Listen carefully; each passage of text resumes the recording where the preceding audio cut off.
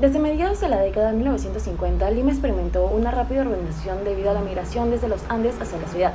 Motivada por la industrialización y las inversiones públicas, las barriadas se expandieron en la periferia debido a las tierras disponibles, un clima favorable y políticas flexibles de vivienda. Este desarrollo urbano de Lima se caracterizó por una diversión entre desarrollo formal, impulsado por el mercado inmobiliario, y el proceso informal, liderada por la población de bajos ingresos. Comparadamente en otras ciudades latinoamericanas, las barriadas en Lima se destacaron por su amplitud organizada y su impacto de la reflexión urbana profunda, convirtiéndose en una alternativa de vivienda para la población de bajos ingresos. Por otro lado, en la época de la República aristocrática, se observó la exclusión de las clases trabajadoras, como campesinos y artesanos, debido a la concentración de la riqueza y el poder en manos de la oligarquía, lo que resultó en la marginación de las clases populares y las concentraciones de los privilegios económicos y políticos en grandes haciendas y comercios controlados por la oligarquía. ¿Algún esfuerzo por parte del gobierno o de la sociedad civil para mejorar las condiciones de vivienda en las barriadas durante este periodo? Empieza a haber la tuburización. Ya para el año 1945 se crean una serie de instituciones que tienen que ver con el desarrollo predial, sobre todo el desarrollo de infraestructura urbana en Lima metropolitana. ¿Cómo influyeron las condiciones de vivienda y el desarrollo urbano en la vida cotidiana de las personas durante esta época? Y se sienten más seguros y se sienten con un mejor estatus dentro de lo que era el estándar de vida que ellos tenían, de las zonas de las que venían, y no solamente eso, sino que lograban tener una vivienda, que era el sueño de todas las personas, una vivienda propia, y ya no vivir todos hacinados en una sola casa familiar. Entonces, esto origina de que los pobladores puedan pues sentirse satisfechos en cuanto a sus expectativas de poder tener una casa y los beneficios que esta traía, ¿no? Porque ¿Qué cambios notables ocurrieron en la estructura de viviendas durante esta época, especialmente en las áreas urbanas, ¿no? O sea, ¿cuál es la evolución que hubo ahí, ¿no?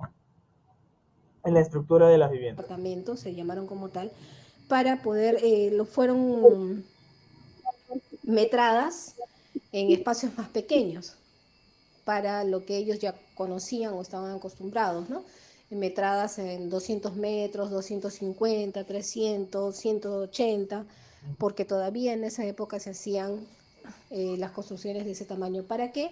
Para no quitarle al poblador el sentido de lo que era casa o hogar, ¿no? Para darle un sentido Urbana de la Lima que estaba creciendo en ese entonces, debido a que, como también precisé,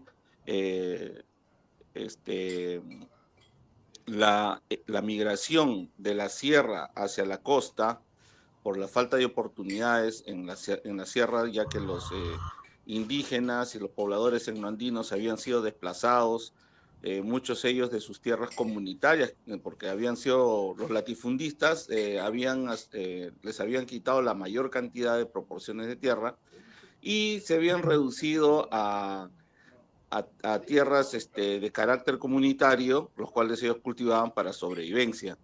Pero con el crecimiento de la agroindustria y el desarrollo de la agroexportación, los latifundistas, en este caso los gamonales, que era un modelo económico de modo social de producción, ellos habían ya atentado contra las tierras comunitarias de los indígenas, ¿no?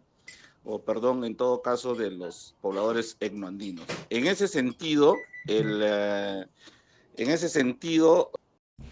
En conclusión, hubo varias ciudades en el Perú, principalmente en la costa y más específicamente en Lima, de las cuales pasaron por el proceso de urbanización, que consistía en la migración de un grupo determinado de la población, en su mayoría clase baja o de escasos recursos, que tenían como objetivo buscar mayores oportunidades de vida en las zonas urbanas.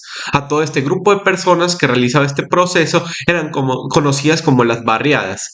Estas personas eran excluidas por la clase media y alta debido a diferentes factores. Sin embargo, los más resaltantes son su origen, condición económica, lugar de vivienda y surgimiento, ya que la mayoría de las barriadas eran ilegales.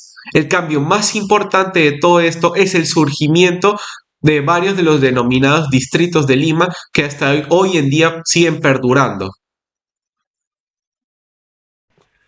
En conclusión, consideramos que sí hubo una mejora significativa con respecto al proceso de urbanización en Perú, y más concretamente en Lima. Sin embargo, todavía sigue existiendo este tipo de migraciones de zonas de Lima. Esto se debe ya que la gente de provincia mayormente viene a Lima para buscar lo que sería oportunidades laborales, por educación avanzada o también porque quieren empezar sus vidas desde cero, lo cual es un desafío muy enorme, pero a fin de cuentas salen adelante con mucho esfuerzo. Lo que acabo de mencionar es una realidad muy triste que pasa en el día a día en Lima, Perú. Desde el punto de vista de mi grupo, está mal en cierta parte que las personas de provincia vengan a buscar una buena vida y terminen mal en algunos casos. Las personas que migran, en ese caso mayormente se van a vivir, digamos, a la zona norte de Lima. Un claro ejemplo es Comas y San Juan de Lurigancho, las cuales están invadidas por la gente que migra a Lima. Algo que podría hacer nuestro gobierno es tomar medidas las cuales ayudarían en cierto modo a las personas que migran de provincia.